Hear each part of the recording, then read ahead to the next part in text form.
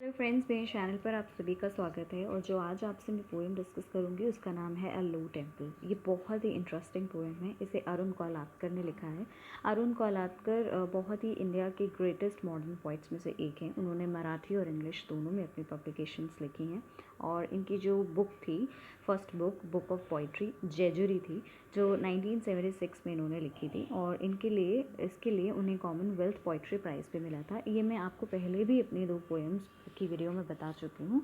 जो जेजुरी है, जेजुरी की जो सीरीज़ है जिसमें दा बस, अ लो टेम्पल और चैतन्य जैसी पोएम्स आती हैं। चैतन्य और दा बस मैं अलग अलग वीडियोज़ में अपने चैनल पर डिस्कस कर चुकी हूँ, आप उसे देख सकते हैं। थीम्स के साथ डिटेल में मैंने उसे डिस्कस किया है। और जो आज मैं आपके साथ डिस्कस करूँगी अ लो टेम्पल है। अ लो टेम्पल बहुत इंटरेस्टिंग पोएम है। दा बस में एक्चुअली बताया गया था, जो कोलातकर हैं उन्होंने बताया था कि दा बस में पिलग्रिम्स जो हैं एक जर्नी के लिए जा रहे हैं, जेजुरी की जर्नी। जेजुरी एक जगह है जहाँ पुणे में, महाराष्ट्र में, और वहाँ पर एक खंडोबा नाम का एक मंदिर है, टेम्पल है फेमस। उसके लिए सब यात्रा के लिए, मतलब पिलग्रिम्स जो है इकट्ठा होकर बस में उसके दर्शन के लिए जा रहे हैं। तो उसमें जो चीज़ें हुई उन्होंने उस चीज़ को डिस्क्राइब किया, डिस्कस किया, वो मैं आपको वीडियो में बता चुकी हूँ। लो टेम्पल मैं आज आपसे डिस्कस करूँगी, जिसमें अब वो लो टेम्पल पहुँच चुके हैं। दा बस में वो जा रहे होते हैं और एंड में पहुँच जाते हैं। अब लो टेम्पल में वो लो टेम्पल के अंदर जाते हैं।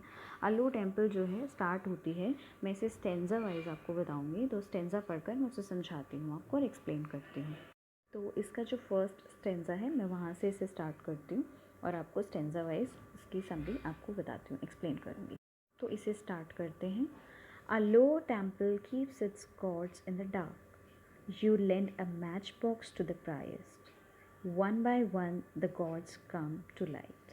तो जो टेम्पल है खंडोबा में, जेजुरी में, जो खंडोबा टेम्पल है, ये कोई बहुत हाई सीलिंग वाला नहीं है। ये बहुत ही लो टेम्पल है, डिम सा टेम्पल है। यहाँ पे ज़्यादा लाइट्स नहीं है, कोई सनलाइट भी नहीं है। इवन कोई एंटर करेगा तो उसे फील होगा कि ये बहुत लो टेम्पल है। कोई सनलाइट भी नहीं है जिससे भगवान दिख सके। यानी कि मतलब कि जो पिलग्रिम्स हैं वो even can not see clearly the various stones जो वहाँ पर हैं, जो स्टोन्स बने हुए हैं, स्टैचूज़ बने हुए हैं भगवान के।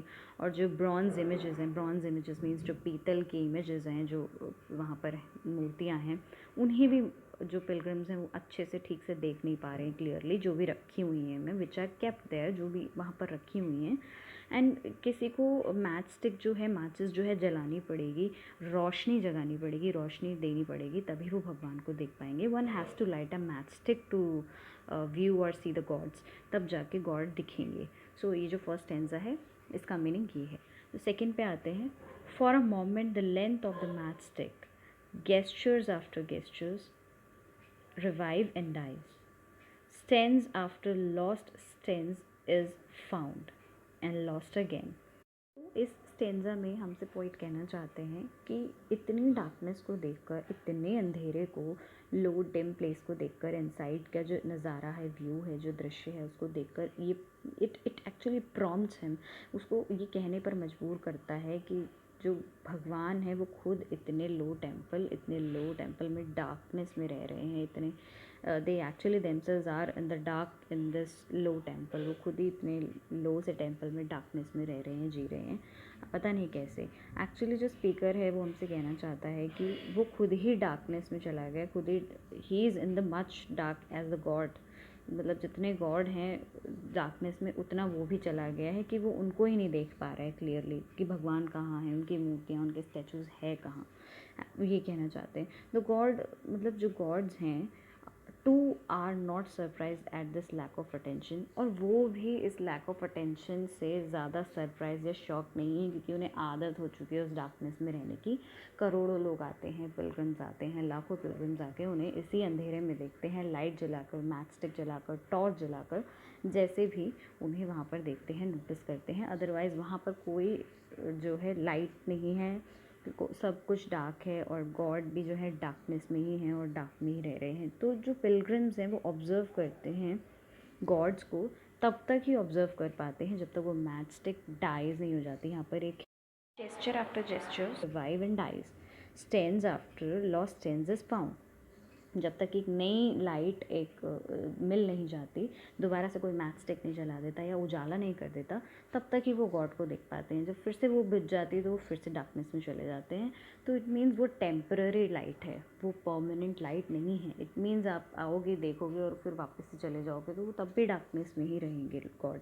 तो वो थोड़ी देर के लिए कोई लाइटन अप करता है, कोई लाइट जलाता है या मैच स्टिक जलाता है, तो ही गॉड को देख पाओगे। और जब वो मैच स्टिक डाइज हो जाती है तो गॉड भी इनविजिबल हो जाता है। इट मीन्स डार्कनेस में चले जाते हैं और नहीं दिखते हैं। तो इस स्टैंजा का मतलब ये है। नेक्स्ट स्टैंजा पे चलते हैं। The 8 armed goddess east replies, a sceptic match coughs, you can count, but she has 18. You protest. All the same, she is still an 8-armed goddess to the priest. अब यहाँ पर जो है point out करता है lack of electricity पे, which is a sign of modernity. कैसे?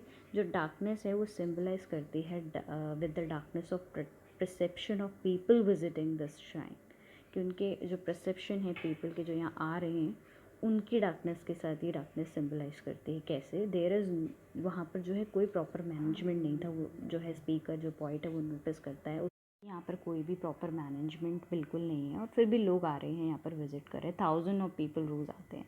तो उन स्टैचूज़ में से प्रोटैगनिस्ट देखते हैं गॉडेस को, एक गॉडेस नोटिस करते हैं जिनकी 18 आर्म्स होती हैं।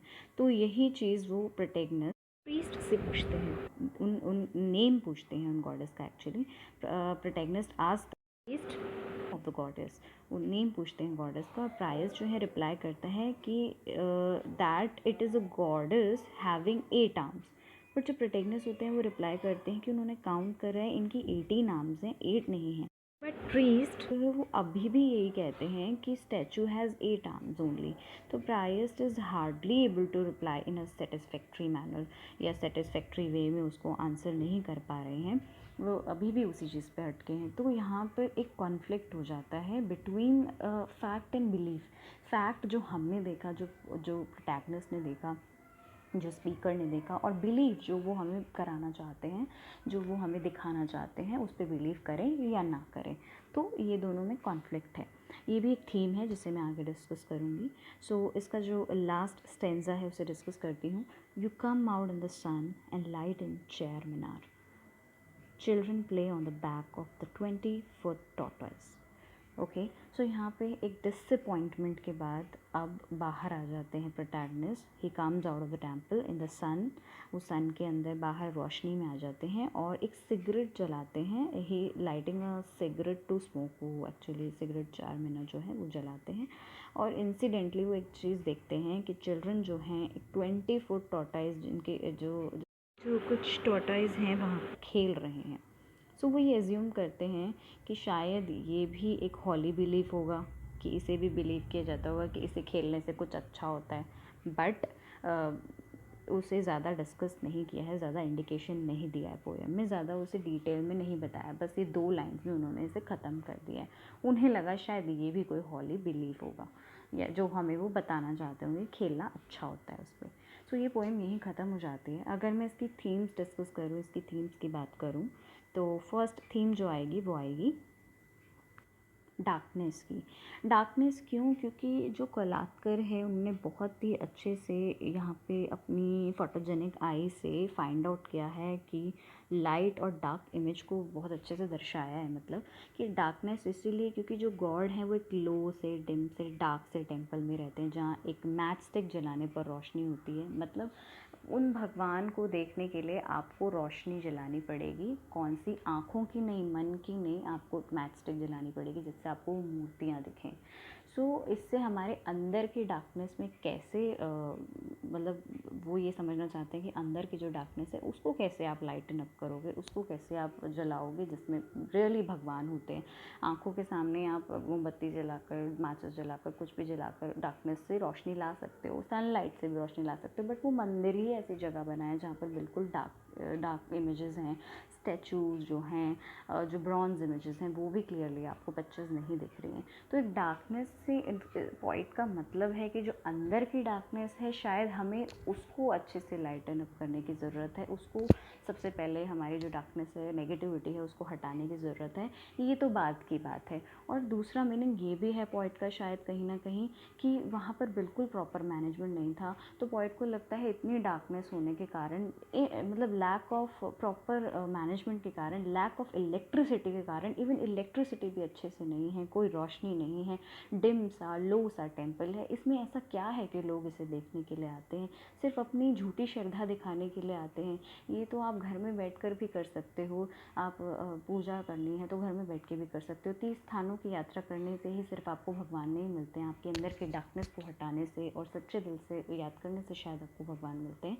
तो उनके कहने का मतलब ये है कि lack of proper improper management, मतलब लैक ऑफ प्रॉपर मैनेजमेंट या फिर लैक ऑफ इलेक्ट्रिसिटी के कारण भी वहाँ पर लोग फिर भी आ रहे हैं, फिर भी देखने आ रहे हैं, और अपनी ही लाइट जलाकर, अपनी टॉर्च जलाकर, लाइट जलाकर, लाइटन अप करके वहाँ के मूर्तियों को देख रहे हैं, जो कि उन्हें कुछ नहीं देंगी सिवाय एक सेटिस्फेक्शन के, कि हाँ ठीक है, हमने यात्रा की है, हम अच्छे हैं और हम आए हैं और हम भगवान को मानते हैं।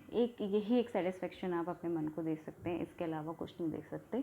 अगर आपको सचमुच भगवान को मानना है, सचमुच मानना है, तो उन्हें दिल से मानिए और अंदर की डार्कनेस को हटाइए, तब जाके आपको भगवान मिलेंगे। ना कि वहाँ आपको तीर्थ स्थानों पर जाकर, स्पेशली वहाँ जाकर मोमबत्तियाँ जलाने की ज़रूरत है या आपको भगवानों को देखने की ज़रूरत है। शायद यही कहीं ना कहीं पॉइंट स्पीकर हमें कहना चाहते हैं। दूसरा जो बहुत मोस्ट इम्पॉर्टेंट है, जैसे कि एक चैतन्य में जो अरुण कोलातकर जी हैं, उन्होंने डिस्कस किया था कमर्शलाइजेशन ऑफ स्पिरिचुअलिटी, या कुछ भी कह सकते हैं इसको। मतलब एक कमर्शलाइजेशन होता है और एक ब्लाइंड फेथ पे जो है लोग बहुत जल्दी ब्लाइंड फेथ कर लेते हैं। सो ये जो कॉन्फ्लिक्ट है बिलीफ का और फैक्ट का, जो मैंने पहले भी इस पोएम में बताया है, एक कॉन्फ्लिक्ट दोनों के बीच में आ जाता है। एक फैक्ट जो है, जो हम देखते हैं, वो फैक्ट है। जैसे उन्होंने डिस्कस किया कि 18 आर्म्स थी गॉडेस की, but free said that 8 arms थी। तो वो बिलीफ है। बिलीफ मीन्स किस पर बिलीव किया जाए, जो वो प्रायस्ट कह रहे हैं उस पर, या फैक्ट पर जो हमने अपनी आँखों से देखा है। तो दोनों में एक कॉन्फ्लिक्ट क्रिएट हो जाता है कि किस पर ज़्यादा बिलीव किया जाए, हमें ब्लाइंड फेथ करना चाहिए या नहीं, जो कोई कह रहा है उसकी बात को मानना चाहिए या नहीं, या अपनी आँखों से खुद को देखना चाहिए। सो अगर कोई कह देगा कि यहाँ पर भगवान है, आ जाओ आपको मिल जाएंगे, तो एक कमर्शलाइजेशन हुआ, वो आपको फूल बना रहे हैं। आप ये करिए, आप इतनी पूजा करिए, आप इतने रुपए देकर पूजा करिए, आप इतने रुपए चढ़ाइए तो आपको भगवान मिल जाएंगे। उनके कहने का मतलब ये है कि कई लोग कहते हैं कि इतने रुपए चढ़ाइए आपको भगवान मिल जाएंगे। भगवान रुपए चढ़ाने से नहीं मिलते हैं, भगवान श्रद्धा से मिलते हैं। तो फैक्ट जो हमें पता है कि श्रद्धा से मिलेंगे और हम उनकी पूजा करेंगे तो वो मिलेंगे, लेकिन बिलीव जो वो हमें कराना चाहते हैं कि आप इतने पैसे चढ़ाइए, ये वाली पूजा कराइए, आपको ये मिलेगा, तो वो एक बिलीफ है। वो हमें ब्लाइंड फेथ कराना चाहते हैं, लेकिन हम करें ना करें वो हम पर है। क्यों हम फैक्ट्स को फॉलो करेंगे या हम उनके बिलीफ को फॉलो करेंगे, तो वो हम पर डिपेंड करता है। तो एक कॉन्फ्लिक्ट हो जाता है। तो और भी इसमें एग्जाम्पल थे कॉन्फ्लिक्ट के, जो गॉडेस वाला था, और जो लास्ट में जो लाइन है कि children play on the back of the 20 foot tortoise, क्या ये भी एक हॉली बिलीफ है? क्या इसको भी माना जाता है कि खेलने से कुछ अच्छा होता है उस टॉर्टाइज पे? तो वो भी एक कॉन्फ्लिक्ट बिलीफ और फैक्ट का पार्ट है। सो वो उस पर ज़्यादा कुछ फोकस नहीं किया है पॉइंट ने, इतना ही एक्सप्लेन किया है। तो ये जो पोएम है यहीं पर ख़त्म होती है फ्रेंड्स। बहुत ही इंटरेस्टिंग पोएम है। इसके थ्रू जो पॉइंट है सिर्फ यही कहना चाहते हैं कि जो जैसा कि उन्होंने चैतन्य में भी बताया है कि कमर्शलाइजेशन ऑफ स्पिरिचुअलिटी होती है, जो बेचा जाता है भक्ति के नाम पर, लोगों को फूल बनाया जाता है। तो हमें उससे बचना चाहिए। हमें बहुत जल्दी से किसी पे ब्लाइंड फेथ नहीं करना चाहिए, बिलीव नहीं करना चाहिए। उसमें मैंने चैतन्य पोएम में मैंने इसे डिटेल में डिस्कस किया है। तो यहाँ पर भी हमें पॉइंट जो है यही कहना चाहते हैं कि अगर आपके मन में श्रद्धा है, आपके मन में सचमुच भगवान के लिए भक्ति है, तो आप उसे घर बैठे भी पा सकते हैं और थोड़े ही चीज़ों से पा सकते हैं, सिर्फ जो मन की डार्कनेस है उसे हटाकर। ये ज़रूरी नहीं है कि आप तीर्थ स्थानों पे जाएं और स्थानों पर जाकर उनके दर्शन करें। और उसी से ही भगवान मिलते हैं। ऐसा कुछ नहीं है। अगर आपके मन में नेगेटिविटी है, डार्कनेस है, आपके मन में श्रद्धा नहीं है, तो आप कितने भी तीर्थ स्थानों पे चले जाइए, भगवान आपको नहीं मिल सकते। वो आपका जाना विज़िट करना ही यूज़लेस है। तो गाइज़ ये पोएम यहीं ख़त्म होती है। पोइट हमें बहुत ही अच्छे तरीके से उन चीज़ों के बारे में बता रहे हैं कि जो लोग हमें शो करना चाहते हैं और जो चीज़ें हम जानते हैं उनमें कितना डिफरेंस होता है, एक कॉन्फ्लिक्ट होता है फैक्ट और बिलीफ में। तो ये पोएम यहीं पर ख़त्म होती है। अगर आपकी और कोई रिक्वेस्ट हो तो वो भी आप मुझे मेंशन कर सकते हैं। कोई भी स्टोरी, कोई भी पोएम, कोई भी नॉवल आपको चाहिए हो तो आप कमेंट सेक्शन में मुझे मेंशन करके बता सकते हैं। मैं ज़रूर उस पर वीडियो बनाऊंगी। ये भी मेरे किसी सब्सक्राइबर की रिक्वेस्ट पर मैंने वीडियो बनाई है।